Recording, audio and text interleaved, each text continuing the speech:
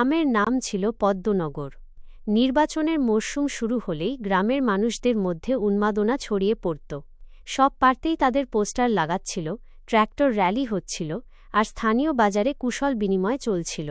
রফিক, গ্রামের এক সাধারণ কৃষক, এবার প্রথমবার ভোট দিতে যাচ্ছিল।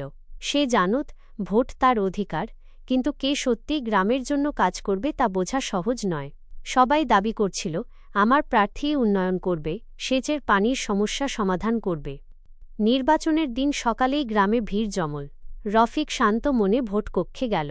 সামনে দুইজন প্রার্থী, দুই ধরনের প্রতিশ্রুতি।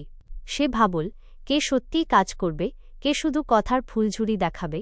ভোট দেওয়ার আগে সে গ্রামের প্রাপ্তবয়স্কদের সঙ্গে আলাপ করল। গ্রামের পুকুরের পানি, শিক্ষার মান, সড়কের অবস্থা সব আলোচনা করল। শেষে রফিক সচেতনভাবে তার ভোট দিল।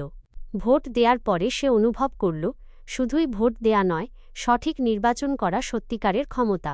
নির্বাচন শুধু কারো বিজয় নয়, মানুষের সঠিক সিদ্ধান্তের উৎসব। পদ্মনগরের মানুষও বুঝল, ভোটের শক্তি তাদের হাতে, আর সচেতন হলে যে কোনো নেতাকে অ্যাকাউন্টেবল রাখা সম্ভব।